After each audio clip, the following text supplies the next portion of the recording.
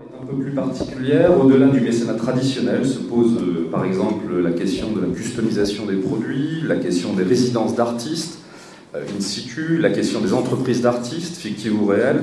Beaucoup de questions, et pour y répondre, je vous présente nos invités. Olivier Tcherniak, président de l'Amicale, Jonathan Chauveau, commissaire d'exposition indépendant et éditeur associé de la revue Frog, que vous voyez ici, la dernière livraison de Frog, qui est d'un poids certain. Et Samuel Rousseau, vous êtes artiste. Voilà, donc nous allons effectivement développer un petit peu ces thématiques. Je vais commencer avec Olivier Tcherniak, président d'Amicale. Vous êtes docteur en économie de l'Université Paris-Dauphine, vous avez effectué un postdoc à UCLA, mais vous êtes également passé par le Conservatoire supérieur de musique de Paris. C'est intéressant de le noter. Vous avez réalisé une partie de votre carrière chez France Télécom, puis Orange, où vous avez occupé le poste de directeur de la communication de France Télécom. Dans ce cadre, vous êtes à l'origine de la création de la Fondation France Télécom que vous dirigez jusqu'en 2010, et depuis 5 ans, vous présidez aux destinées de l'Amicale. En 5 ans, qu'est-ce qui a changé dans la relation entre artistes et entreprises, et plus particulièrement dans le mécénat ? En 5 ans, il y a eu beaucoup de choses qui ont changé. D'abord, il y a eu une baisse considérable du mécénat culturel entre 2008 et 2010, qui a perdu en 2 ans 2/3 de sa valeur, ce qui est quand même énorme, avec l'impact que ça peut représenter. Et parallèlement, alors il y a une remontée maintenant qui est due aussi à une approche un peu différente des entreprises par rapport à la dimension culturelle, et qui, je trouve, est intéressante, qui est due beaucoup à la volonté qu'ont les entreprises aujourd'hui de mobiliser leur personnel, de mobiliser leurs salariés. Et la culture est un moyen aussi de débat, d'ouverture, d'intégration, que, bon, pas toutes les entreprises, on est loin, évidemment, d'avoir une remontée aussi importante que la baisse à laquelle on a assisté, mais que beaucoup d'entreprises, quand même, commencent à s'y intéresser, d'autant que les formes vers lesquelles elles se sont tournées en matière de mécénat, qui en fait très largement sont du mécénat de solidarité, n'apportent pas à l'entreprise, je dirais, l'éclairage que peut apporter la culture. Et on défend beaucoup à Amicale justement cet éclairage un peu latéral qu'apporte la culture à l'entreprise, et qui lui permet même pour son quotidien, enfin d'éclairer un peu son quotidien d'une façon assez précise, et que seule la culture peut apporter, comme elle l'apporte d'ailleurs aux personnes individuellement. Oui, alors est-ce que vous considérez que justement le social, le caritatif, l'humanitaire ont un petit peu pris la place de la culture ? Et est-ce que c'est révélateur d'une évolution de la société par rapport à ces questions-là ? C'est révélateur, évidemment. Ça tient pas uniquement à la crise. La crise, évidemment, joue un rôle, c'est certain. Bon, le mécénat, d'abord, pour les entreprises, n'est pas du tout une dimension qui leur est obligatoire, qui leur est imposée. Et les entreprises sont donc un peu à l'écoute de ce qu'elles voient, de ce qu'elles entendent, et elles sont le reflet un peu de la société. La dimension de la culture dans la société n'est pas prioritaire, loin de là, on le sait bien, et de moins en moins, ce qui pose un problème, et le mécénat, dans une certaine mesure, accompagne cette baisse de prise de conscience du rôle de la culture. Les grandes époques du mécénat culturel correspondaient aux engagements culturels des pouvoirs publics. Les entreprises se collent un petit peu à l'image des pouvoirs publics et les suivent. Donc moins les pouvoirs publics sont présents dans le domaine de la culture, moins les entreprises le seront. Elles sont pourtant aujourd'hui en train de redécouvrir, certaines d'entre elles, tout ce que je disais tout à l'heure, une autre approche de la culture à travers ce que la culture peut apporter dans la réflexion que l'entreprise porte à la fois sur elle-même et sur son environnement, bien sûr. Donc on est dans cette dimension qui est un peu nouvelle et qui, pour l'instant, démarre. Alors, le problème, c'est que la culture, en plus, non seulement on a perdu 2/3 de sa valeur en 2 ans, mais le mécénat culturel, qui était un mécénat entièrement ou quasiment, il y a encore une dizaine d'années, tourné vers la création pas nécessairement contemporaine, mais en tout cas le spectacle vivant et la création, c'est maintenant orienté très très largement, en particulier pour les grandes entreprises, vers ce qu'on appelle du mécénat croisé, c'est-à-dire un mécénat qui lie à la fois la culture et la solidarité. C'est donc beaucoup un mécénat qui se tourne vers l'accès pour des publics qu'on appelle empêchés aujourd'hui, pour permettre dans les quartiers défavorisés l'accès à la culture, etc., etc. Alors c'est évidemment utile, c'est pas du tout inutile en soi. Cela dit, la création reste quand même au cœur de la culture, et c'est à force de travailler sur la vitrine, en quelque sorte, des magasins, on finira par ne plus rien avoir dans le magasin. Donc il faut quand même évidemment continuer à travailler sur la création. Et or, actuellement, sur la création, peu d'entreprises, en fait, en dehors de certaines entreprises dans le domaine du luxe ou dans le domaine de certaines entreprises dans le milieu bancaire, mais relativement peu de grandes entreprises, en tout cas, se tournent vers du mécénat pur en matière culturelle. Oui, alors là, je vais me faire un petit peu l'avocat du diable. Certains détracteurs n'hésitent pas à considérer que la culture est utilisée, marchandisée, c'est ce qu'on peut entendre parfois, qu'elle est un outil de cohésion interne, de team building, j'ose ce terme. Qu'est-ce que vous en pensez? Est-ce que vous pensez qu'il y a un risque de perte d'intégrité de la culture et que l'art, il perd aussi quelque chose dans ses collaborations? C'est un sujet compliqué parce que il gagne sur certains plans, très probablement, aussi une ouverture différente. Je suis tout à fait pour le rapprochement de ces deux univers, y compris d'ailleurs pour les artistes. Mais je pense effectivement qu'il y a un risque d'instrumentalisation, comme on pourrait le dire. Moi, je connais beaucoup mieux le monde de la musique, du fait de ce que vous citiez tout à l'heure aussi, que le monde des arts plastiques. Mais dans le monde de la musique, on assiste à quelque chose qui n'est, à mon avis, pas très positif, qui est, à travers le mécénat croisé, qui est donc un mécénat d'accès, un mécénat de diffusion, beaucoup plus qu'un mécénat de création, les structures culturelles, en fait, les orchestres, sont contraints de plus en plus à un répertoire adapté à l'objet vers lequel on les entraîne, c'est-à-dire adapté au public vers lequel on les entraîne. Lorsque vous jouez pour des personnes âgées, des hôpitaux, des gamins de banlieue, etc., vous finissez... Enfin, c'est quelque chose qui bride, en quelque sorte, pas mal la créativité, la dynamique un peu de ces ensembles, et qui situe l'artiste dans un lieu dans lequel il ne devrait pas être naturellement, qui est celui d'une création, je dirais, plutôt orientée, qui n'est même pas d'ailleurs de la création, qui est plutôt des recettes déjà bien engagées. Donc ça pose quand même un problème qui est, je trouve, vraiment considérable et qui est en tout cas dans le domaine de la musique. Alors je ne sais pas comment ça se passe dans le domaine de l'art.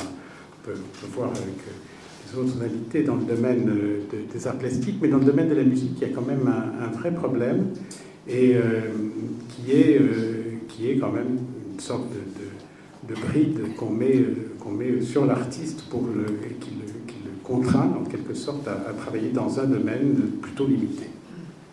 Très bien, merci beaucoup. Alors, on va voir si avec Jonathan Chauveau, le constat est comparable. Vous êtes donc, je le rappelle, commissaire d'exposition indépendant et éditeur associé de la revue Frog. Vous avez fait des études de philosophie orientées vers l'esthétique et l'art contemporain. Vous avez été co-concepteur et commissaire adjoint de l'exposition itinérante Mobile Art Chanel, donc un cas concret sur lequel nous allons insister. Vous avez, au sein de l'agence Mafia, dirigée par Marie Chauveau, pu observer comment les communicants pouvaient s'inspirer des artistes. Vous êtes actuellement directeur artistique associé du Parcours Saint-Germain, pour simplifier, des artistes contemporains dans des boutiques de mode. Je ne sais pas si le résumé...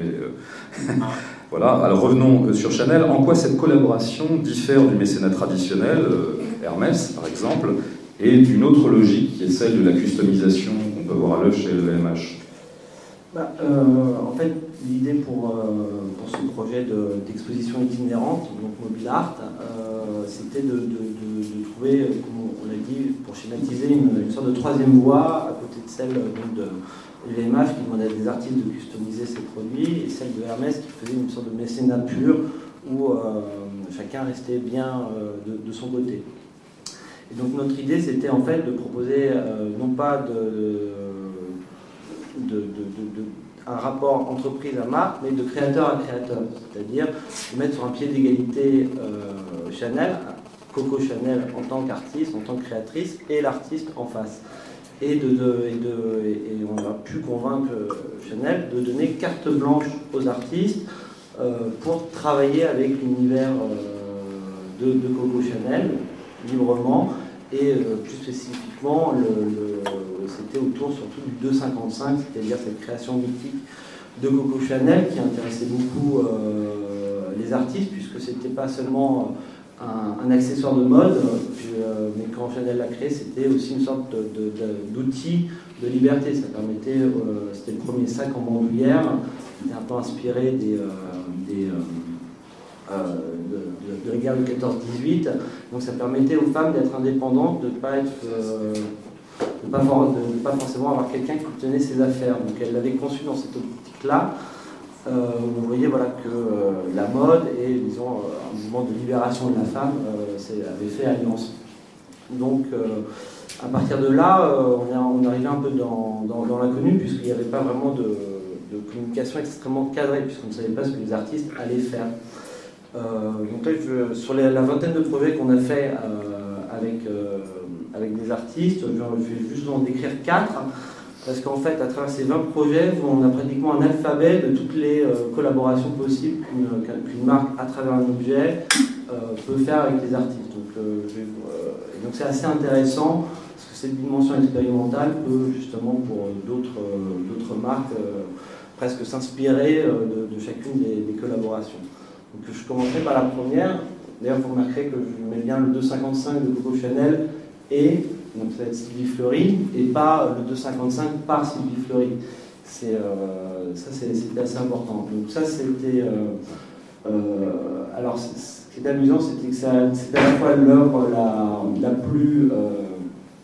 la plus facile, celle aussi que, évidemment, a été le plus appréciée par les clients, mais qui, puisqu'elle avait transformé en fait ce sac en maison, en lit, c'était un peu le lapin, avec la couleur de cette couleur préférée des vernis à ongles, donc quelque chose de très presque kitsch, très féminin, et en fait là dans le petit poudrier, en fait c'est une télé qui diffusait un film que Sylvie Fleury avait fait, dans lequel en fait elle mettait en scène son univers, celui des She-Devils Sandwich, qui sont des sortes d'Amazon des années 50, plein de films.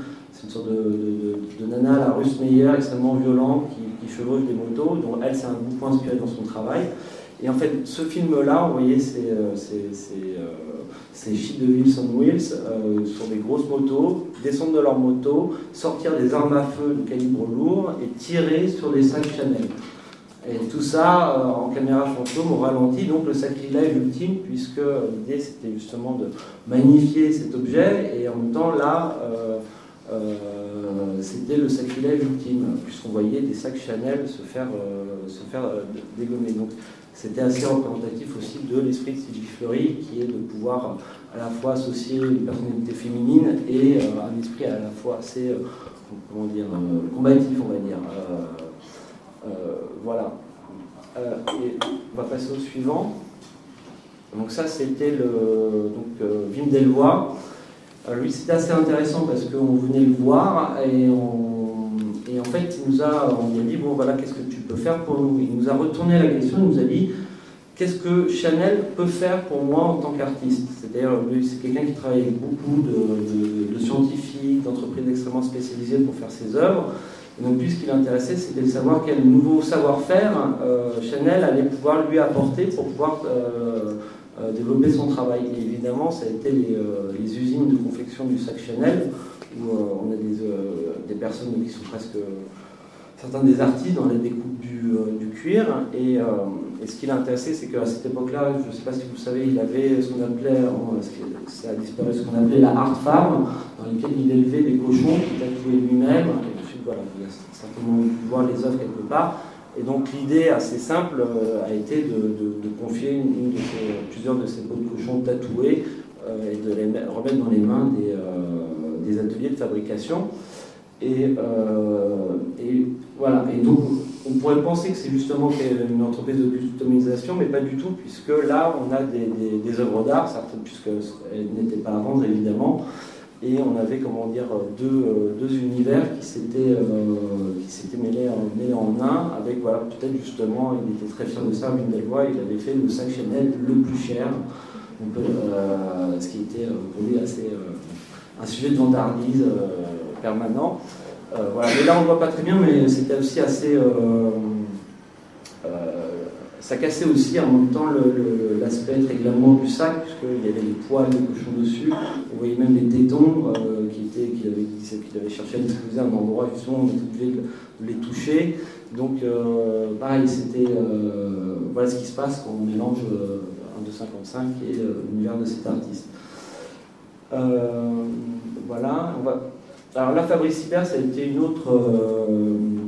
un autre type de collaboration, puisqu'il a pris l'inverse justement du chemin habituel, c'est-à-dire qu'en général, on pense que c'est l'artiste qui va customiser une marque. Et lui, il a dit, bah non, là, cette fois-ci, c'est la marque qui va customiser l'artiste. C'est-à-dire que tous les objets que vous voyez là sont des créations, c'est des POF, c'est des prototypes d'objets en fonctionnement. Il en invente un tous les mois depuis une vingtaine d'années, et donc il y en a une centaine, et donc il a pris un peu ces POF, ces prototypes d'objets en fonctionnement les plus connus, comme l'escalier permanent, la balançoire godemiché, le fauteuil couteau suisse, le ballon carré, et il a donné les formes toujours aux ateliers Chanel pour qu'eux recouvrent ces objets. Donc là, quelque part, ça a été plutôt l'entreprise levier de performance pour l'artiste que l'inverse. Voilà, toujours de cette esthétique toujours un peu légère et sadomaso, propre à Fabrice Hibert. Aucun ne cherchait à... Ils ont pu vraiment s'exprimer exactement comme ils le voulaient. Alors là, on passe dans un autre type de collaboration qui est celui de Tabaimo, qui est une artiste japonaise extrêmement fine et à l'univers assez triste, et pour laquelle le sac évoquait un puits, le puits des secrets, dans lequel elle a en fait projeté un petit peu ses cauchemars, ses obsessions qui sont les siennes, qu'on retrouve dans tous ses dessins. Et donc là, on est extrêmement éloigné de l'objet, on est vraiment parti de l'objet comme d'une source d'inspiration, comme on aurait pu le faire une feuille morte. Voilà, mais elle avait aussi eu toute liberté. Donc, ce que je dirais là pour l'entreprise en question, c'est que cette exposition, ce projet a quelque part permis à la marque de se faire quelques aspérités. C'est-à-dire qu'au-delà d'une communication extrêmement bien gérée, avec des moments forts, extrêmement bien relayés dans la presse, ici, ils se sont frottés à une vraie relation avec des artistes qui, forcément, prend les contours d'un jeu et dans lequel on fait confiance à l'artiste. Donc, et je pense que ça a été intéressant pour Chanel, mais aussi de manière générale pour d'autres marques qui ont une identité très forte, très installée, dans laquelle justement la communication ronronne, de pouvoir un petit peu se frotter à l'univers d'artistes. Mais encore une fois, il faut qu'aussi il y ait déjà une identité, c'est-à-dire que des expériences avec des artistes ne va pas faire mieux des communications. Donc voilà. Alors, j'avais un autre exemple de collaboration marque-artiste complètement différent de celui-là, auquel je n'ai pas du tout participé, qui est en ce moment, ça date il y a un mois, je pense. Là, vous êtes sur le Tumblr de Frog, qui est en fait Ilfinger, qui a créé une marque de surf, avec les combinaisons, le surf, et a demandé à 5 artistes, dont Richard Phillips, qu'on voit ici, de créer un surf, une ligne de surf, et évidemment il y a des vêtements qui vont avec. Il y a aussi Raymond Petitbon, je descends un petit peu tous les noms, il y avait aussi Lola Schnabel, Scott Campbell, voilà, Gary Simmons. Et là, justement, c'est assez cadré, c'est-à-dire que la marque arrive avec un projet très précis, donc c'est peut-être quelque part moins expérimental que Chanel, quelque part moins intéressant, mais certainement plus efficace pour l'entreprise. Puisque là, on a un message assez lisible. Voilà, et juste pour conclure, on n'arrête pas de parler d'un côté de l'entreprise et de la marque.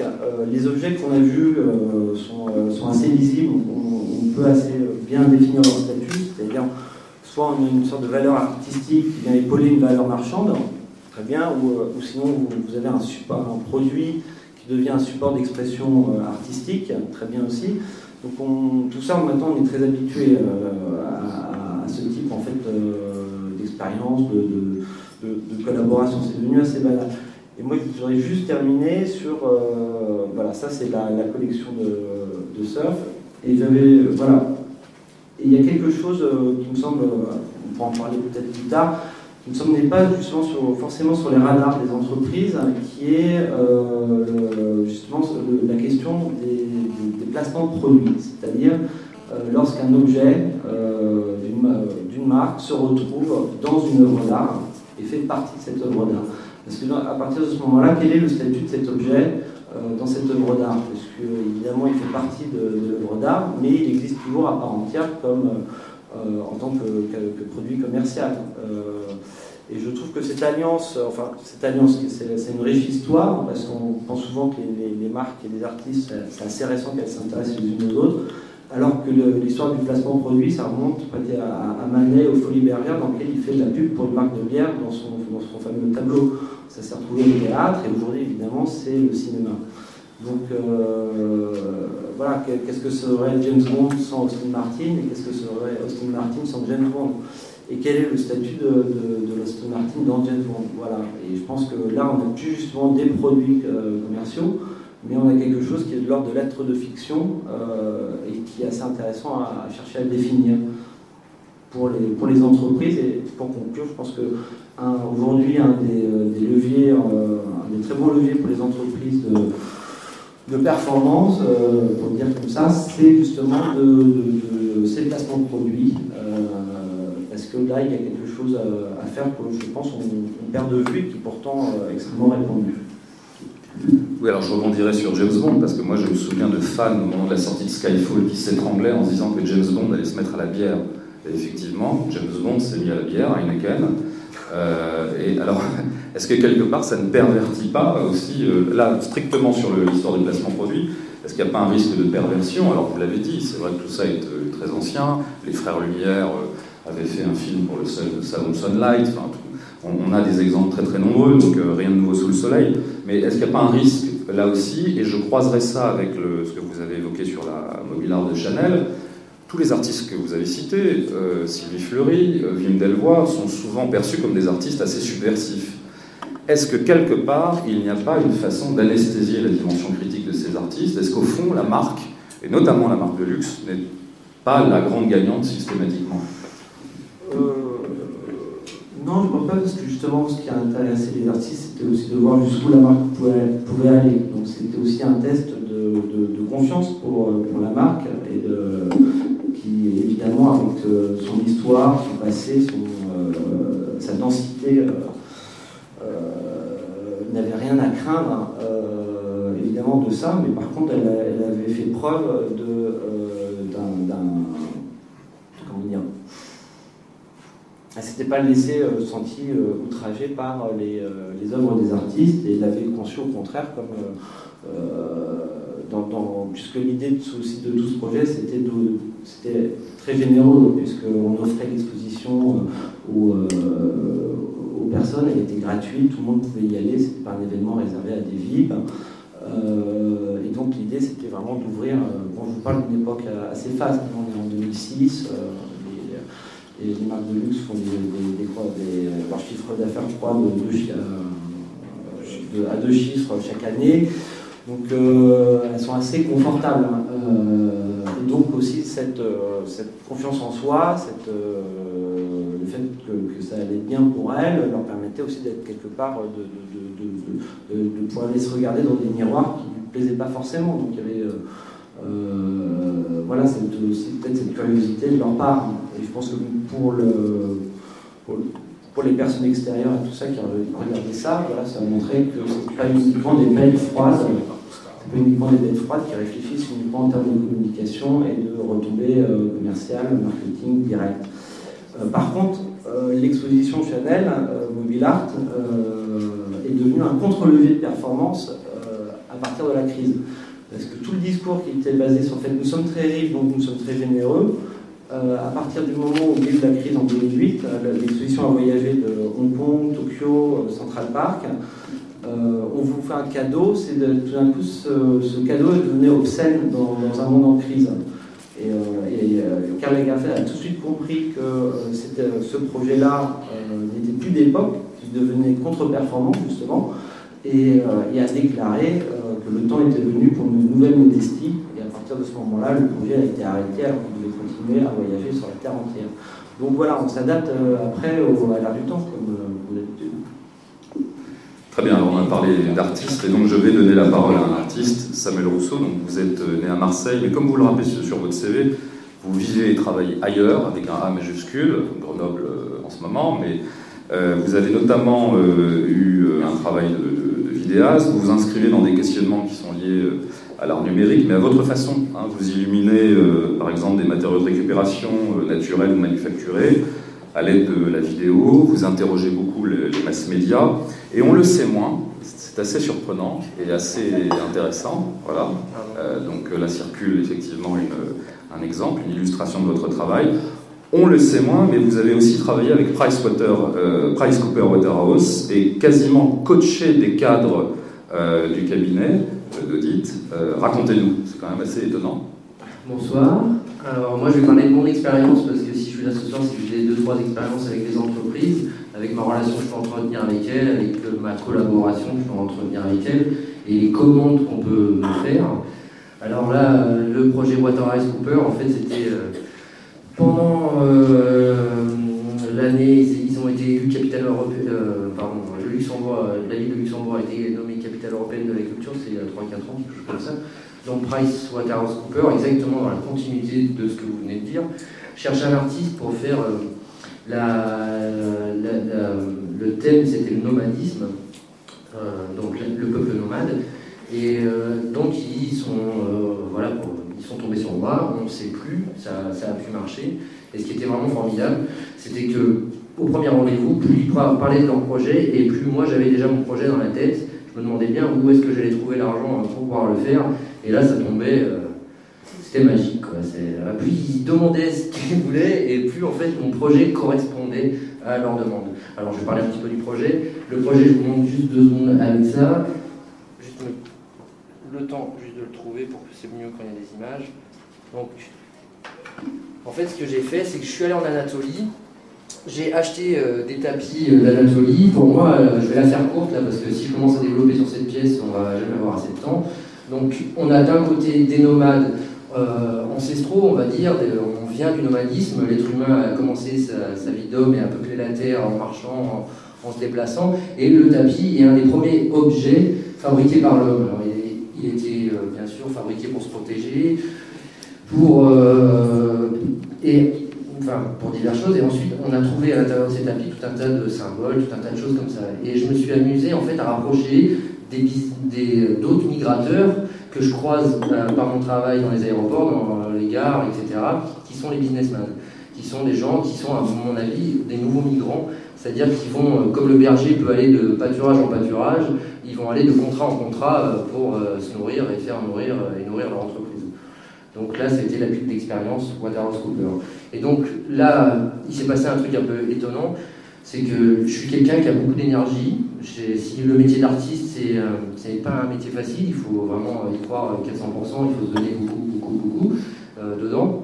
Et ils ont décelé en fait cette énergie qu'il y avait en moi. Et les grosses entreprises comme ça font souvent un appel à des coachs qui un petit peu libèrent leur cadre, les poussent, alors on va leur faire manger des racines dans la forêt pendant 15 jours, ça coûte très cher. On va leur faire du saut à l'élastique, des trucs un peu hardcore comme ça pour Figari Group. Et ils sont vite aperçus qu'en fait, moi, artiste, plein de rêves, plein d'envies, plein de devenir, très excité par les propositions qu'on me faisait, parce que là, c'était vraiment des... alors pour la petite histoire, encore, excusez-moi, je devais faire un petit aparté, j'ai vécu dans un squat pendant 11 ans, je suis pas célibataire, j'ai vécu du RMI pendant 8 ans.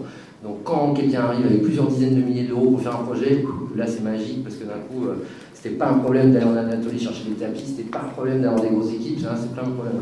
Donc un jour, je suis arrivé au Luxembourg, dans leur boîte, je m'attendais absolument pas à ça. Donc comme je suis à Grenoble pour l'instant, je suis remonté en voiture, je me suis levé à 5 du mat, je suis arrivé là-bas à peu près 10-11 heures, et toute la journée, je me suis retrouvé à coacher des cadres. C'était super étonnant. En fait, comme je vous parle là, avec mon énergie, avec ce que j'aime, avec mes mots, avec voilà, ce qui m'habite, en fait, ils se sont servis de moi, mais vraiment, c'était super étonnant. Bon, alors, je me suis laissé faire, hein, parce que si je voyais que ça débarrassait trop fort sur des choses que je n'avais pas envie d'aller, ça, je ne le fais pas. Je crois qu'il faudra revenir absolument là-dessus. C'est la liberté des artistes vis-à-vis de l'entreprise.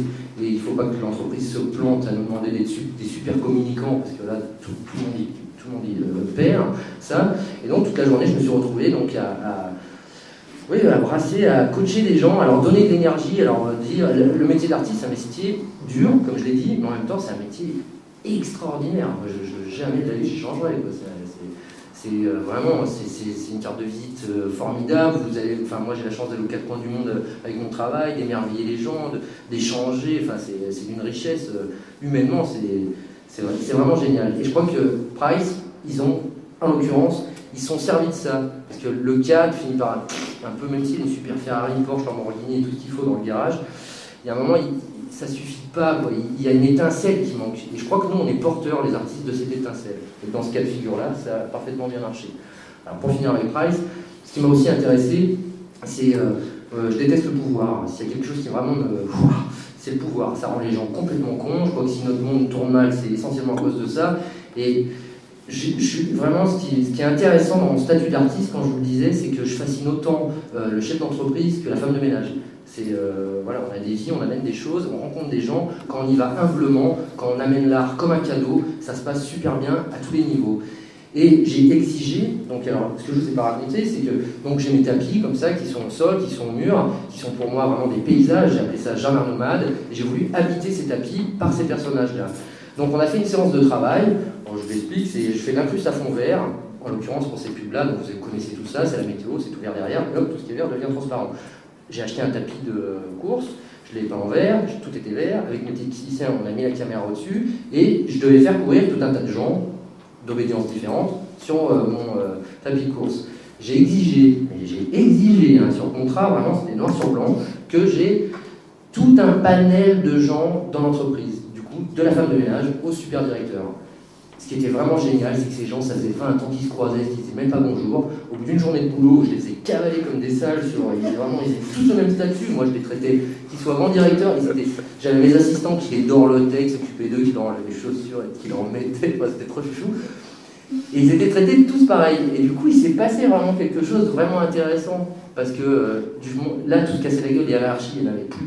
Parce que le boss, c'était moi, et qu'ils étaient tous pareils. Ouais, c'est un exemple assez frappant. Et ce genre d'initiative se développe. Ce que vous avez évoqué notamment sur les migrants, ça fait écho à un économiste, Robert Reich, qui parle des manipulateurs des symboles et qui explique que ce sont ceux qui seront sans doute les plus adaptés à la globalisation. C'était très prophétique cette analyse, et finalement on retrouve quelque chose de parallèle avec l'artiste qui lui aussi est un manipulateur de symboles. Vous êtes un manipulateur de symboles. Et puis on est toujours en avance. On se gourre. C'est pas qu'on se gourre, c'est que je crois que l'artiste, quand il est bon, ça sera le débat. Je retire ce que j'ai dit. Les artistes, c'est des gens qui sont en avance. Moi, ça fait 10 ans que je fais du papier peint vidéo, là c'est en train d'arriver. Alors ça me fait jubiler, personne n'y croyait un instant quand je balançais ça sur les réseaux, qu'est-ce qu'il y a celui-là ? On est vraiment, quelque part, quand je fais le projet avec Hermès, c'est ce qu'ils viennent chercher. Oui. Et ça, c'est... je parle du projet d'Hermès. Oui, parce qu'on a parlé de Chanel, on a parlé de la mobile art, et ce serait intéressant effectivement de parler aussi d'une autre marque, et notamment d'Hermès, et de votre projet avec cette maison. Excusez-moi, je vais être obligé encore de raconter un peu ma vie.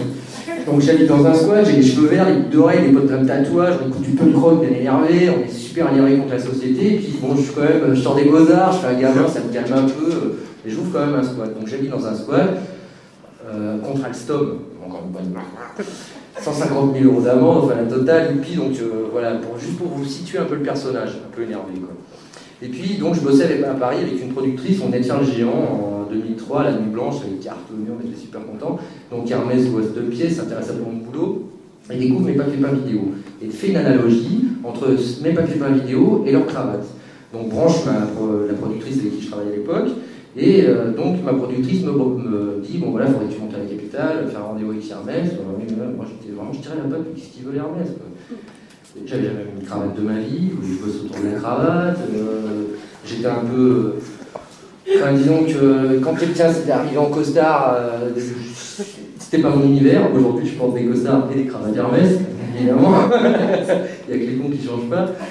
Et donc, en fait, le premier rendez-vous avec Natacha Prinenko, qui est quand même quelqu'un, c'est la boss d'Hermès, celle qui s'occupe des expositions internationales d'Hermès, qui est aujourd'hui, qui est une amie, qui est quelqu'un d'extraordinaire, que j'apprécie beaucoup. Je lui dis, cache au premier rendez-vous, vous gourrez. Non, mais là, vous plantez. Pourquoi moi, vous êtes en train de vous tromper, quoi. Je veux pas vous faire... Moi, je n'ai pas envie de perdre du temps, je ne veux pas vous faire perdre du temps, l'argent et tout. Non. Et puis Hermès, c'était vraiment la niaque, ils avaient envie. Donc, elle insiste. Et puis, elle me dit, bon, bah, je vois que vous ne connaissez pas Hermès. Et effectivement, moi, Hermès, pour moi, c'est un autre univers, c'est notre planète, quoi.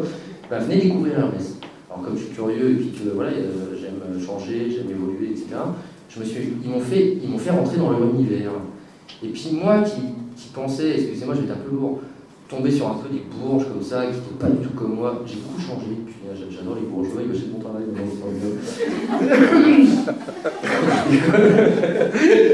Il faut tout pour faire un monde. Et donc j'ai découvert des gens en fait qui étaient aussi passionnés que moi, c'était étonnant. Alors moi je me caillais des miches dans mon atelier, c'est moi qui l'hiver, et j'avais l'énergie, j'avais l'envie folle, j'avais les yeux qui brillaient. Et puis je me suis mis à rencontrer des gens qui étaient comme moi. C'est super étonnant. Alors dans un autre univers, mais... Alors pour la petite histoire encore, il faut 1 an de conception pour faire une cravate.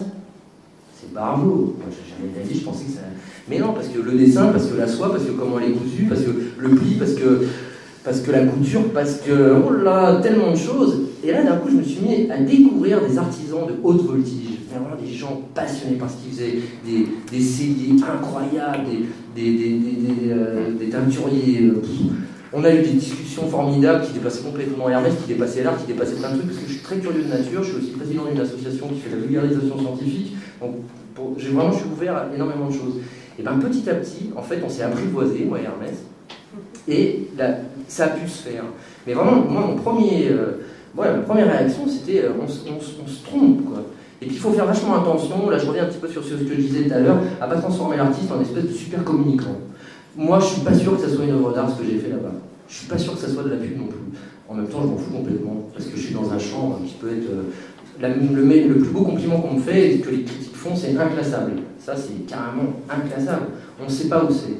Donc, on a élaboré, ensuite, pour travailler avec Hermès, on a fait des contrats. Moi, je suis très contractuel, parce que ce qui est génial avec un contrat, c'est que c'est écrit noir sur blanc, on signe, on sait où on va. C'est étonnant pour un artiste, hein, quand même, parce que normalement, on plane et tout ça. Non, du tout. Vraiment, moi, ça me rassure. Je bosse avec un avocat d'affaires. Enfin, on élabore des contrats. Et sur contrat, moi, j'ai vraiment exigé... Voilà. Donc, la seule chose qu'on m'a imposée, c'était de travailler autour de cette collection de cravates, dont je ne me rappelle plus la date, et c'était uniquement ça, la contrainte. Donc, en échange, eux, ils mettaient quand même aussi pas mal d'argent sur la table. Voilà, qui ne voulaient pas mettre du jeu, mais ils voulaient savoir un peu ce qui se passait dans le laboratoire. Donc on a fait un contrat ensemble, et dans ce contrat, on avait 2 rendez-vous de travail. On avait un rendez-vous de travail pour la validation des textures, c'est-à-dire qu'on a... La vidéo que vous voyez derrière, il y a quelques années maintenant, ce n'était pas les balbutiements de la 3D, on avait quand même bien avancé. Mais même Hermès, ils étaient blêmes du résultat qu'on a pu obtenir. Il faut vous expliquer un truc, c'est que la vidéo, quand vous regardez une image sur une édition comme ça, c'est 300 dpi, c'est-à-dire que par pouce carré, vous avez 300 petits carrés qui forment l'image. En vidéo, vous descendez à 72 dpi.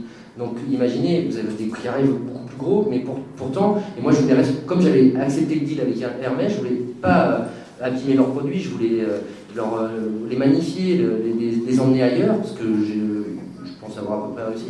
Et donc, un premier rendez-vous de travail pour la validité des matériaux. Donc, ok, moi, Hermès, je reconnais bien ma cravate. Et un deuxième rendez-vous de travail où on a validé le mouvement. À partir de ça, sous contrat avec Hermès, je me suis renfermé pendant une semaine avec mes techniciens dans un studio. Et que quoi qu'il sorte, vous l'achetez et vous le prenez. Et ça, c'était vraiment formidable de la part d'Hermès. Là, ils ont vraiment respecté. Moi, j'ai respecté leur marque, entre guillemets, parce que c'était pas question de l'abîmer, et puis là c'était un geste punk qui faisait partie de mon passé. Mais j'ai vraiment essayer de pas perdre mon âme, justement, que je reste dans mon statut, que Ernest s'y retrouve et que tout le monde soit content. Et ça a merveilleusement bien marché. Au départ, ils avaient fait, la commande, c'était pour leur site internet.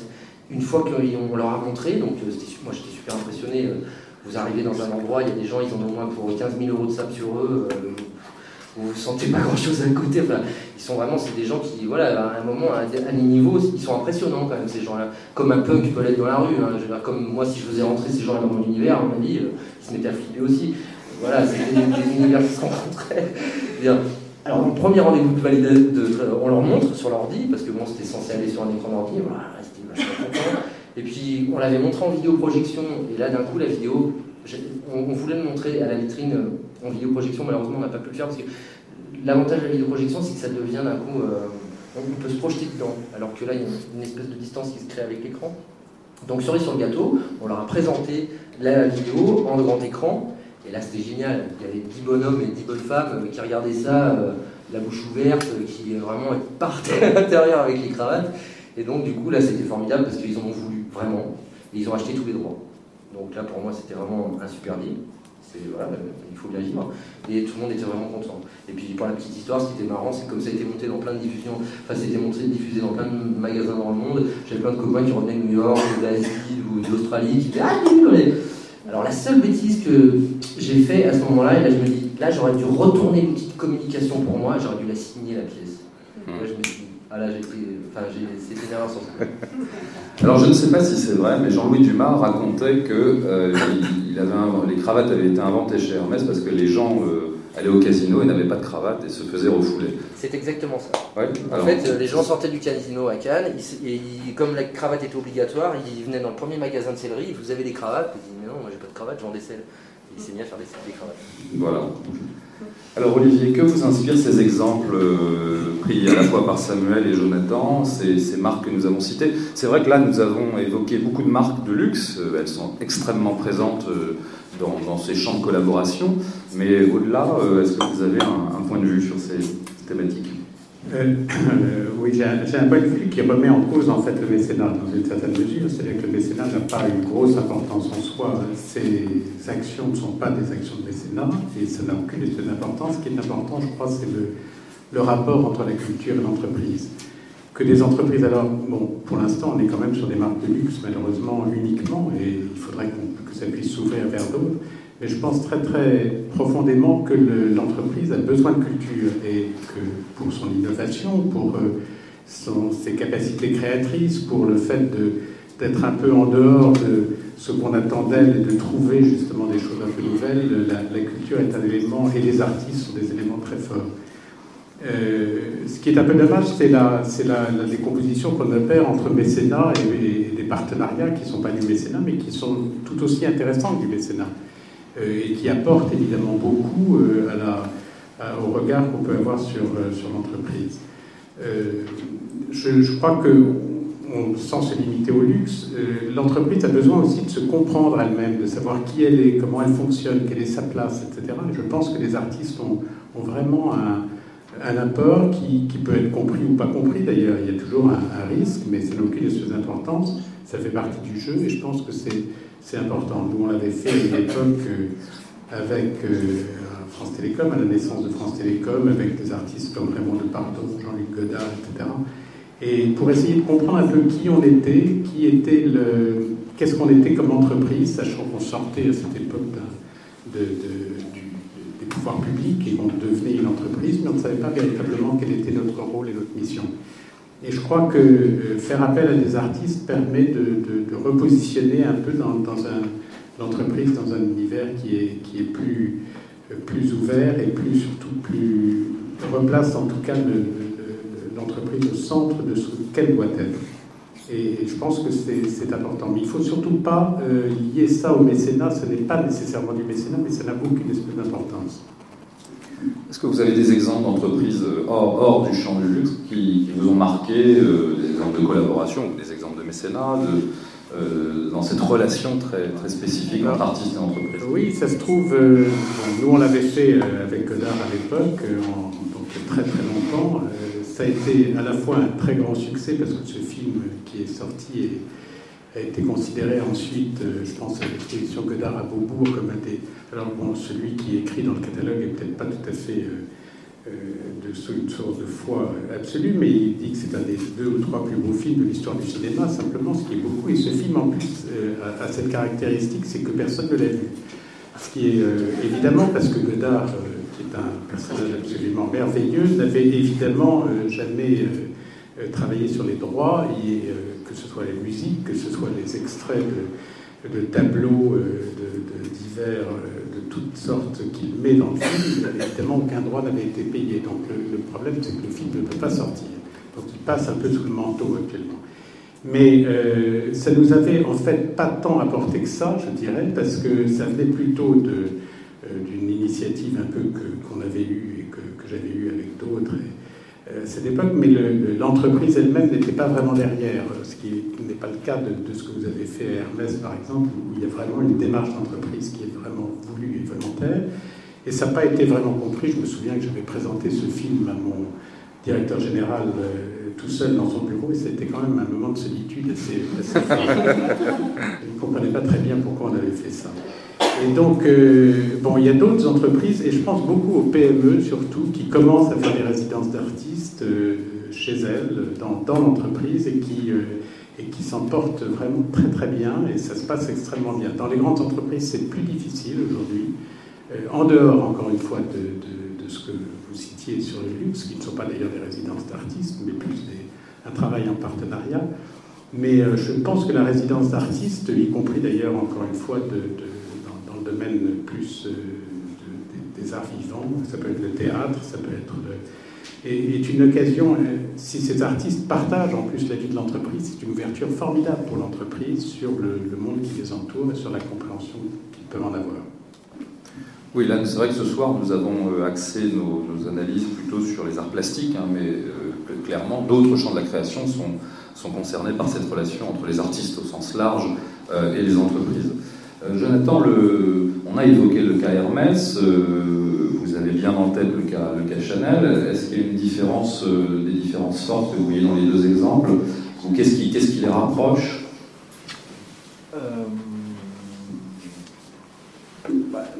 Là, c'était c'était à peu près la même approche, c'est-à-dire une totale confiance contractualisée, parce que c'était la même chose. Mais aussi les contrats signifiaient que Chanel pouvait interrompre à tout moment la production de la pièce sans motiver sa décision. Évidemment, puisque en même temps on leur disait oui, on vous amène des stars, mais ces stars, elles n'ont pas besoin de vous, donc vous pouvez donc elles feront exactement ce qu'elles veulent. Et pour eux, en même temps, c'était une garantie d'avoir des vraies pièces dont les artistes allaient pouvoir être fiers et qu'ils allaient donner aussi le meilleur d'eux-mêmes. Donc c'était une question de confiance partagée, et même pour Chanel, qui l'avait fait évidemment plusieurs fois dans son histoire, là pour le coup, il mettait vraiment, il s'offrait vraiment à des artistes. Évidemment, il y avait aussi à la fois une confiance, en même temps ne pas savoir où on va pour une entreprise, quelle qu'elle soit, c'est quelque chose de très compliqué. Donc voilà, et c'est là où on retrouve aussi, je pense aussi, ce rôle aussi un peu quelque part de mécène, mais sous-entendu dans un autre sens, c'est-à-dire de quelqu'un de puissant qui s'adresse à la culture pour, à travers la dramaturgie qui va se jouer entre eux, donner un exemple de ce que peut être des rapports humains, à travers justement des choses qui ne sont... voilà, donc je trouve que c'est assez intéressant à raconter, à étudier, et il faut se nourrir de ces expériences-là pour voir ce qui est aussi possible de faire, et parce qu'on peut trouver des PME qui vont être beaucoup plus moins courageuses qu'une grosse marque pour se découvrir à travers un artiste. Donc voilà. Alors, il y a quelque chose, je voudrais revenir sur la métaphore du levier que Christophe a choisi, qui est un peu vicieuse, puisque un levier, vous savez comment ça agit, il y a un poids d'un côté, on va dire que c'est l'entreprise, et il y a un autre poids qui va être celui de l'artiste qui arrive, et l'idée c'est que plus l'artiste s'enfonce, plus l'entreprise monte. Donc le levier c'est quand même quelque chose d'assez spécial. Donc le levier par contre peut être une bonne chose si justement on cherche à atteindre un point d'équilibre. Voilà, c'est-à-dire donc ça nécessite comment dire, une certaine communication entre les deux parties, et je pense que ce point d'équilibre-là, que les entreprises ne doivent jamais oublier, parce que je pense que c'est un des, pas un garant absolu, mais un des garants de la réussite d'un projet, et ben il est dans le pivot, et ce pivot-là, j'appellerais le commissaire, parce que la plupart du temps, on a tendance à l'oublier, c'est pas juste un rapport, ça peut être un rapport direct de l'entreprise à un artiste, très bien, mais je pense que ne pas oublier de faire intervenir, quand il le faut, à bon escient, un commissaire d'exposition, ce qui est extrêmement rare encore aujourd'hui, est le garant que justement ce levier finisse par avoir une action équitable sur chacune des parties. Oui, pour revenir sur la sémantique, sur le mot levier, n'oublions pas qu'en économie, l'effet de levier a un rôle très positif et très important. Donc on peut aussi imaginer cette dimension positive du levier, même si, c'est vrai, le sens caché du terme peut suggérer des choses. Voilà. Écoutez, je crois qu'on a fini notre tour de table, mais qu'il est temps de passer aux questions, Samuel. Donc nous allons passer aux questions. Donc on va inclure ça dans le tour de table, d'ailleurs. Hein. Vous pouvez effectivement penser à vos questions. Et Samuel va nous lancer tout ça. Mais je me permets, parce qu'en fait, l'artiste, il amène encore plus de choses que ça. Là, on a parlé surtout de la communication, on a parlé de l'image des entreprises. Monsieur a évoqué un petit peu la résidence d'artiste. Et moi, je vois par exemple, là, je bosse avec diverses boîtes, mais ça n'a rien à voir avec des spécialistes. En ce moment, je travaille avec des plasturgistes, par exemple. Et bien, l'artiste aussi, il emmène l'entreprise dans des retranchements, qui n'étaient pas du tout prévus au programme. Par exemple, moi, j'en viens des télévisions. Mais moi, si j'étais Sony, je me laisserais quelques télés de côté pour que je puisse un peu les tester. Oui, c'est un petit peu ça. J'ai parlé d'ailleurs du coach, on a parlé d'image, mais il y a aussi les interactions qui se créent entre nos idées, qui vont au-delà, comme le papier peint vidéo, par exemple, qui vont au-delà de la technique qui existe aujourd'hui, parce qu'on ne se préoccupe pas des outils de mise en œuvre. Et eux, ils peuvent mettre en place ces outils de mise en œuvre, mais on est obligé de faire du mal parce qu'aux machines qu'on utilise, de repousser le matériau dans ses retranchements, de beaucoup casser pour réussir, et on apporte énormément aussi à ça. Par exemple, la boîte de plastique, je finis juste cet aparté, la boîte avec qui je bosse autour des sculptures en plastique que je réalise, je fais des vidéoprojections dedans, donc je ne vais pas partir de la technique, mais c'est très technologique, avec des angles très précis, avec des choses comme ça. Donc on bosse quasiment avec plusieurs membres, plusieurs étapes en fait, de l'entreprise pour arriver au produit, voilà, au produit fini. Et ben, à chaque fois, et ça j'y tiens, qu'on a fini une pièce, je l'amène à l'atelier, je mets les vidéos et là, je retourne dans la boîte, alors qu'on ne pourrait pas, et ça c'est un petit peu le deal que j'ai avec le directeur de la boîte, et tous les gens, ils sont 30-35 environ, on se rassemble tous autour de l'œuvre, et pendant 1 heure, et ça c'est un vrai investissement de la part de l'entrepreneur, parce qu'il y a 30 personnes pendant 1 heure qui va payer à m'écouter, mais pour lui c'est vraiment génial, parce que c'est pareil, les gens ils ont l'habitude de faire, il y en a qui fait le bouchon, l'autre qui fait la bouteille, et le troisième fait l'étiquette, et ils n'ont jamais la bouteille dans les mains. Et c'est vachement important pour épanouir les gens. Vous ne pouvez pas leur demander d'être sur des machines à fabriquer des bouchons toute leur vie quand ils ne savent même pas ce que c'est qu'un bouchon. Et je trouve que nous, là, l'artiste, pareil, on apporte du sens, on apporte du rêve, on apporte de la poésie dans des univers qui sont vraiment pas faits, ni qui ne sont pas simples du tout. Merci Samuel. Alors, place aux questions parce que je sens que... Oui. Oui, j'avais vraiment 2 questions en fait. La première, c'était de savoir, vraiment purement économiquement parlant, si le projet Chanel avait fait notamment booster les ventes, même s'ils n'avaient peut-être pas besoin du sac Chanel en question. Et idem pour les cravates Hermès.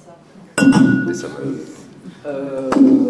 Il était très très clair pour Chanel qu'en aucun cas, et c'était aussi une des raisons pour lesquelles on a voulu faire le projet, on a fait le projet, c'était qu'en aucun cas cela allait être une opération de marketing. C'est-à-dire que les divisions ont été complètement séparées et qu'à aucun moment le marketing marketing a eu son mot à dire, c'est-à-dire qu'il y avait certainement beaucoup de merchandising à faire à partir des projets des artistes. Mais c'était hors de question, c'était l'idée vraiment de faire ces channels s'adressent directement à tout le monde, à travers des commissaires avec des artistes, au grand public, que ce soit des gens qui s'intéressent à la mode ou à l'art contemporain, ou ni à l'un ni à l'autre. Mais voilà, c'était donc il n'y a jamais eu de corrélation possible entre les deux, puisque c'était beaucoup plus une stratégie d'image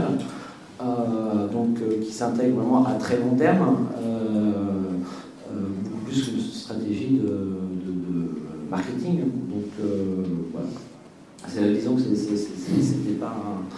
Samuel, une réponse également courte. Alors, pour faire court, c'était pas dans le cahier des charges, il faudrait leur demander en fait. Voilà.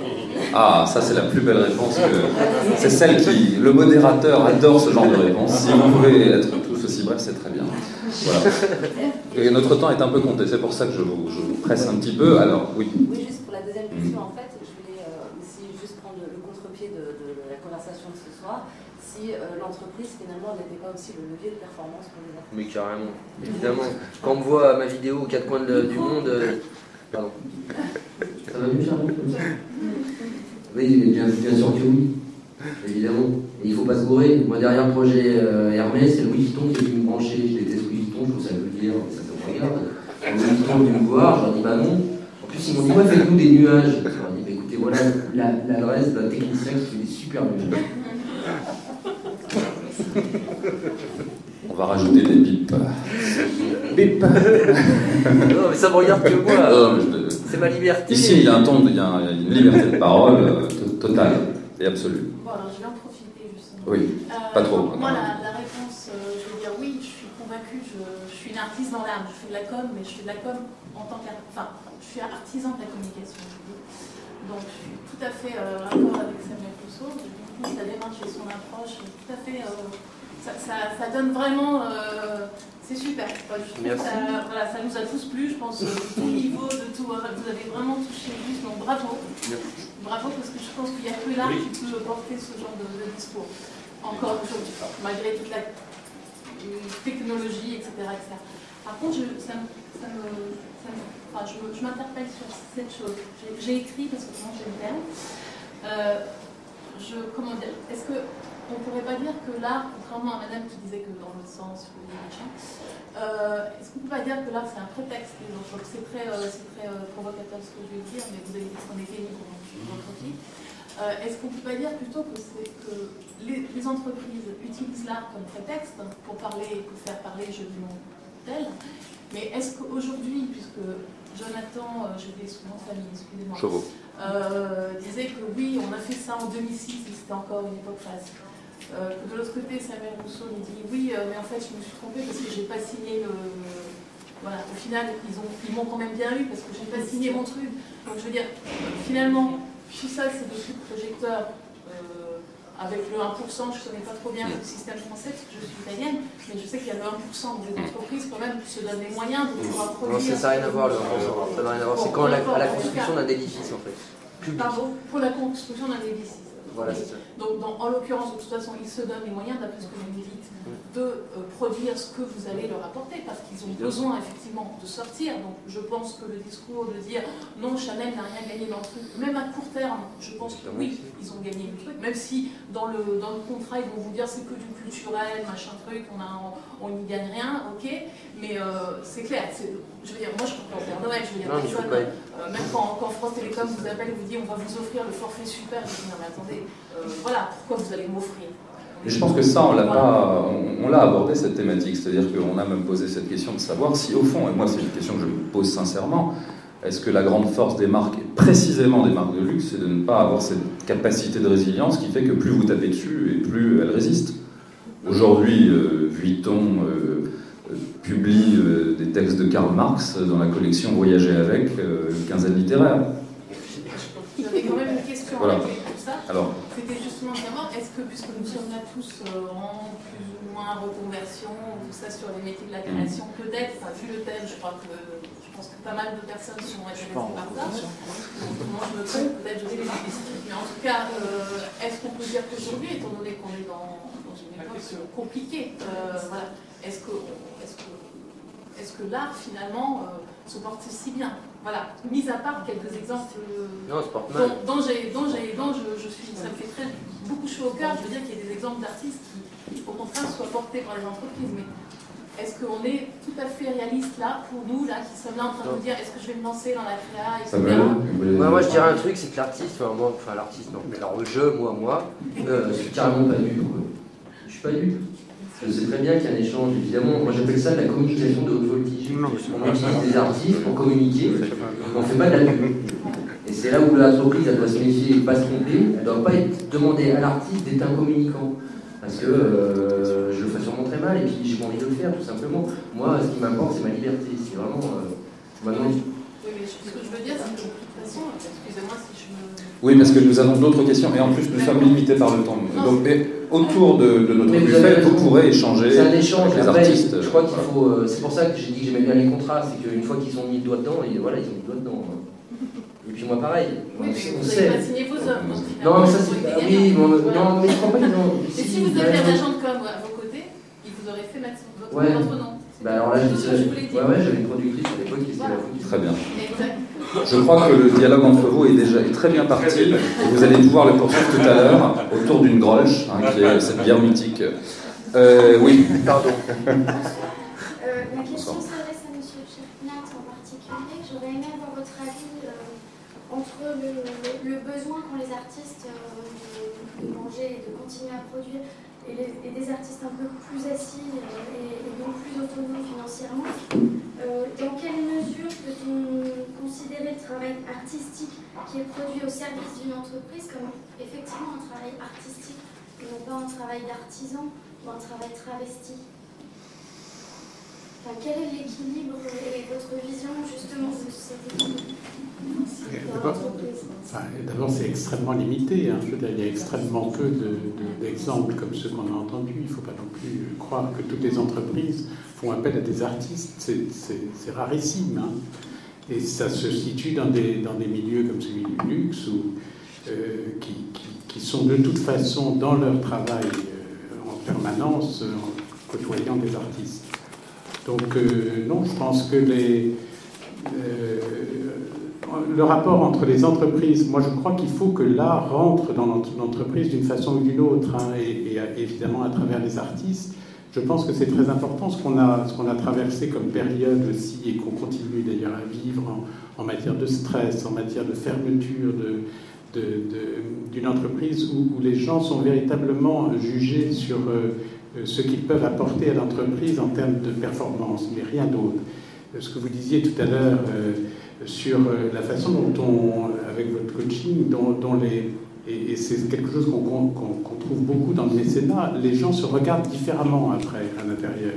C'est-à-dire que, bon, la hiérarchie existe toujours, mais on regarde ce que vous disiez, la femme de ménage est regardée différemment. Ils redeviennent des êtres humains. Ils redeviennent, voilà, et je crois que c'est un des éléments les plus forts aussi de ça.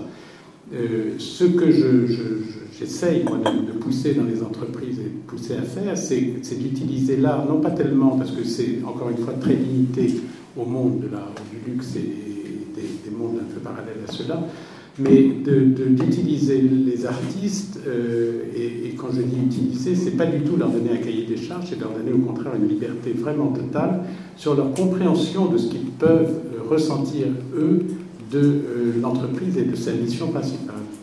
Et je crois que c'est ça qui est intéressant, c'est-à-dire que l'entreprise, à travers le regard des artistes, peut se redécouvrir un peu et s'ouvrir.